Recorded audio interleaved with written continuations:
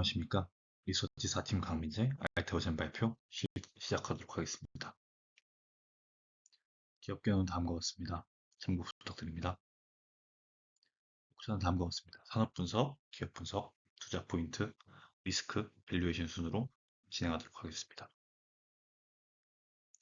우선 산업 분석입니다. 국내 바이오 산업은 크게 네 가지로 분류됩니다. 빅파마로부터 수주를 받아 약을 대신 제조해주는 CDMO, 특허가 만료된 약들을 비슷하게 출시하는 바이오시밀러, 전임상 단계부터 개발하여 신약을 출시하는 신약 개발, 기존 약품들을 강화 보완해주는 바이오 베터가 있습니다. 그중 신약 개발과 바이오 베터를 바이오테크 기업이라고 명명합니다. 다음은 국내 바이오 로드맵입니다. 2020년 전에는 바이오 스캠들의 시대이고 이때 국내 바이오 업계 전반에 대한 신뢰도가 바닥을 쳤습니다. 그 다음 코로나 때 CDMO와 바이오 시밀러의 호황으로 인하여 국내 바이오 산업은 신약 개발보다는 위탁 생산이 다라는 인식이 팽배하였습니다. 그리고 2025년 지금은 빅파마로 기술 이전이 시작되고 실적이 지키는 그 사이의 단계로서 지금이 가장 바이오테크 섹터 전반의 투자 적기라고 할 수 있겠습니다.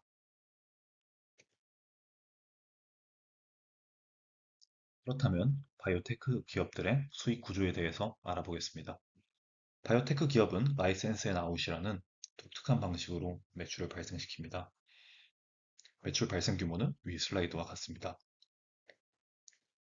여기서 주목하셔야 할 점은 걸리는 기간인데 아무리 짧아도 임상 1상부터 시판되기까지 6년이 넘는 시간이 걸리고 성공 확률도 구변산을 계산했을 때 10에서 20% 안팎이기 때문에 상당한 리스크가 동반되게 됩니다.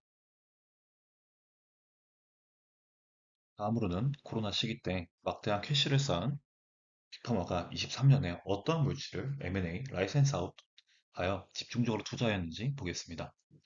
지금 가장 주목받고 있는 비만 분야가 아닌 항암제와 퇴행성 뇌질환에 각각 48%, 21%를 투자하여 빅파머들은 미래 먹거리로 항암제와 퇴행성 뇌질환을 선택했습니다. 또한 25년 현재 금리 인하 사이클이 오면서 23년과 같은 신약 M&A 트렌드가 올 것이라 기대하고 있습니다. 다음으로 기업 분석입니다. 맨 처음으로 알테오젠의 사업 구조입니다. 알테오젠은 알테오젠 INC와 알테오젠 바이오로직스로 구분되고 바이오로직스에서는 바이오시밀러 부분을 알테오젠 INC에서는 신약 개발 및 전달물질 파이프라인 개발을 도맡아 하고 있습니다. 다음으로 알트비포입니다.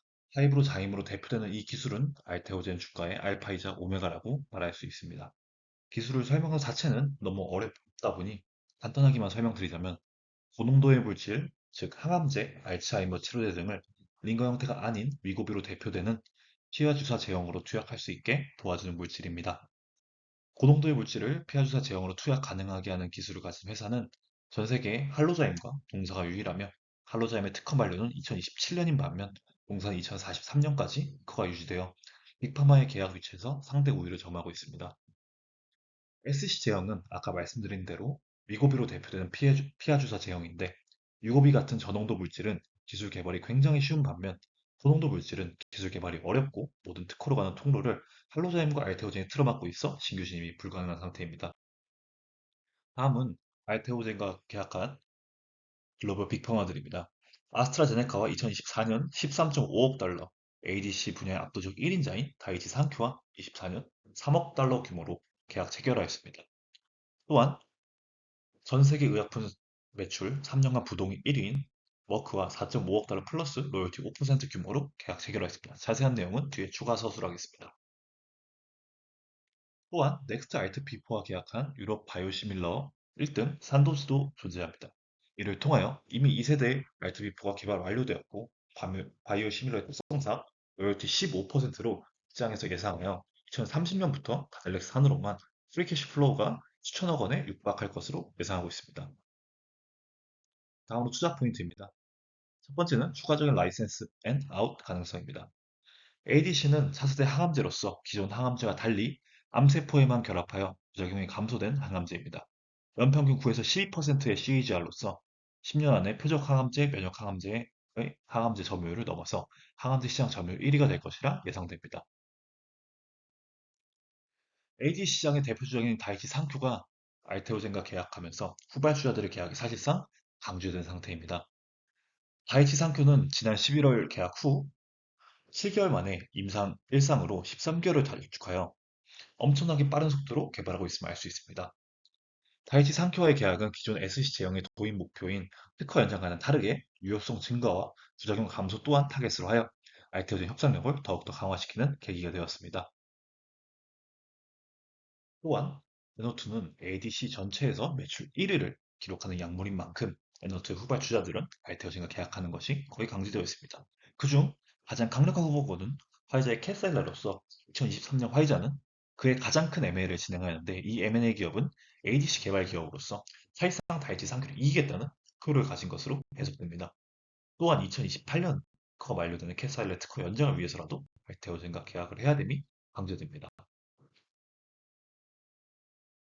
다음으로는 아스트라제네카 계약 정리입니다. 아스트라제네카의 자회사인 메드이움에서 3개의 제품을 주장하고 있습니다. 또한 이 계약을 통하여 알테오젠의 가장 큰 리스크인 단일 항체에서 이중항체 개발 시 알테오젠의 매출 공백에 대한 의문점 또한 해소되었습니다.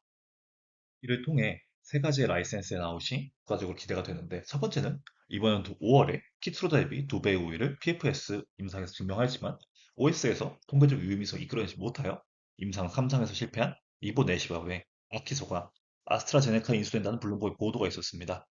아스트라제네카는 당사의 계약사로서 이보네시밥을 통하여 국가적인 계약을 이끌어낼 수 있습니다. 또한 두 번째로 2025년 6월 바이오엔텍이 BMS에게 15조 원의 규모로 라이센스 아웃을 진행했는데 이 BMS라는 기업은 티모란 제품을 통해 이미 면역 항암제 시장에 진출하였지만 키트루다에 빌려 연매출 13조 원에 불과한 상태입니다.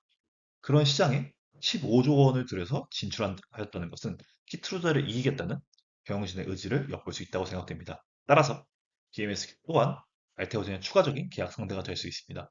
마지막으로 2023년 가장 큰 M&A를 통해 기업의 덩치를 불려나가고 있는 화이자인데 화이자가 6월 7조 원 규모로 3S 바이오에게서 라이센스 아웃을 하겠습니다. 이 또한 알테오젠의 잠재적 고객이 될 수 있습니다. 두 번째로 마침내 키트루다입니다. 항상 시장 예상치를 뛰어넘는 매출과 영업이익을 보였지만 주가는 5년 전 수준에서 머물러 있습니다. 이는 머크 전체 매출액 대비 키트루다 매출액 비율에서 알 수 있는데 머크 전체 매출에서 키트루다가 차지한 비율이 50%에 육박하다 보니 특허 만료에 따른 리스크로 머크는 계속해서 밸류가 낮아진 상태이고 키트루다 SC형에 더욱더 목을 맬 수밖에 없는 상황입니다. 키트루다는 23년부터 전 세계 의약품 매출 1위로서 자리를 굳건하게 지켜왔습니다. 다음은 알테오젠 머크 계약 내용입니다. 2020년 1차 계약 후 24년 2차 계약을 통해 독점 계약으로 변경되었으며 판매 마일스톤은 6%, 판매 로열티는 5% 이미 사실상 거의 확정된 상태입니다. 이는 키트루다 연매출이 40조 원이 넘어가는 것을 미루어 보았을 때 키트루다 SC 제형 출시 하나로만 당사기 매년 수조 원의 프리캐시 플로우가 발생합니다. 다음으로는 IV 제형에서 SC 제형의 전환율입니다. 머크의 코업데이에서 발표된 자료를 인용하면 28년까지 전체 매출에서 절반을 SC 제형에서 발생시키는 것을 표하고 있으며 이는 아래 주요 항암제 SC 제형 전환을 미뤄 추정하였을 때 굉장히 보수적인 수치라고 볼 수 있습니다. 특히 티센트릭 SC 제형을 보면 출시 9개월 만에 32%를 전환하여 SC 제형의 파워를 실험할 수 있습니다. 다만 옵티보 SC 제형 전환율을 보면 전환율이 굉장히 낮은 걸 알 수 있는데 이는 미국 의학법상 출시 6개월 이후 J코드가 부여되고 J코드가 부여되지 않은 상품에 대해서는 보험 적용이 되지 않다 보니 전환율이 낮을 수밖에 없습니다. 다음으론 알테오젠 코스피 이전 상장입니다. 2025년 하반기 형인호 알테오젠 2대 주주가 코스피 이전 상장에 대한 길을 개시하면서 코스피 이전 상장이 수면 위로 올라오게 됩니다.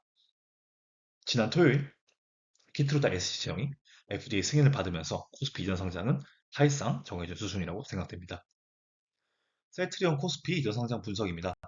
셀트리온이 주주총회 소집 결의 후 6개월 만에 코스닥 상장 폐지 및 코스피 이전 상장이 된 것으로 미루어 추정하였을 때 내년 상반기 이전 상장 완료될 것으로 추정됩니다.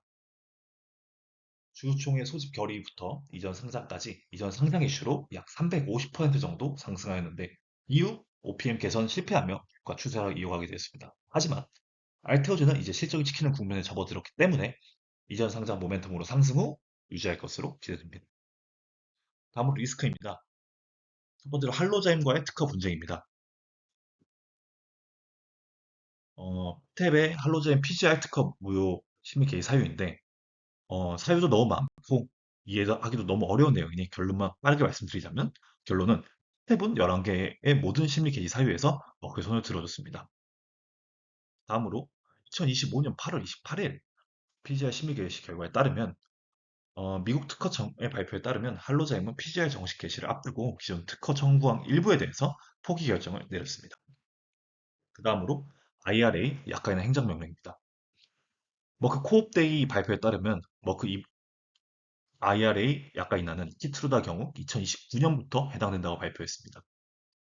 아래는 관련 법률인데 결론만 빠르게 말씀드리자면 알테오젠과 계약한 개발 중인 약들은 해당 사항이 없습니다. 키트루다 SC 제형의 경우 2025년 10월부터 2028년 말까지 약 3년 3개월, J코드 부여 후 2년 9개월 동안 바이오 시밀러 약가 인하 방해 없이 온변이 점유율 확보 가능합니다. 밸류에이션 로열티 케이스별 SOTP 밸류에이션입니다. 맨 처음 키트루다 SC 제형 변경 가치 주요 과정입니다. 허가 성공률 100%, 발매 연도 10월 1일, 2028년까지 키트루다 전체 매출에서 SC 제형이 차지하는 비율 50% 가정, 2031년까지 키트루다 전체 매출에서 SC 제형이 차지하는 비율 80% 가정, 환율 1,400원 가정, 터미널 밸류는 연구 성장 모형 가정이고 연구 성장률 마이너스 1.1% 가정, 2030년 키트루다 SC 제형 매출 예상치 42조, 2034년 매출 예상치 39.9조, 연평균 1.1% 역성장 가정하였습니다. 토탈 밸류 23조 7,473억 나왔습니다.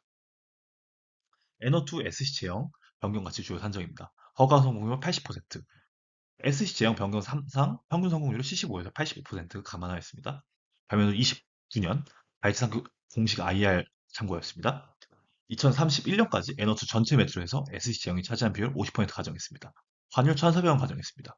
터미널 밸류 연구 성장 모형 가정하고 연구 성약 3% 가정했습니다. 토탈 밸류 10조 6,317억 원 나왔습니다. 바달렉스 바이오시밀러 SC 제형 변경 가치 주요 가정입니다. 허가 성공 75%, 비면연도 29년. 바이오시밀러는 라이선스 약품 대비 약간 60% 가정했습니다. 환율 1,400원 가정하고 라이선스 만료 약품 대비 산도즈 바이오 시밀러 유럽 점유율 평균 가정했습니다. 항암제 유럽 시장 매출 점유율 평균 가정했습니다. 판매금액 마일스톤 규모 1,300억, 연구 성향 3.62% 가정했습니다. 유로 지역 연간 물가 상승률 5개월 평균치입니다. 토탈 밸류 1조 5,468억 나왔습니다. 따라서 키트루다 S제형 밸류에이션, 에노투 S제형 밸류에이션, 기잘렉스 바이오 시밀러 S제형 밸류에이션 35조 9,200억 나왔습니다. 성장률 32.5%, 목표 주가 67만 2천원, 투자 의견 바이들이 있습니다. 다만 여기에서 추가적인 라이센스 아웃 없다고 가정하였고 코스피 이전 상정 모멘트 반영하지 않았고 에너2 SC 제형 로열티 판매 및 마이스토 비율 그게 최저 가정하였습니다. 또한 추가적으로 아스트라제네카 계약 및 개발 로드맵 비공개임으로 반영하지 않았습니다. 굉장히 바텀 밸류, 즉 베어 케이스라고 말씀드릴 수 있겠습니다. 이상입니다. 감사합니다.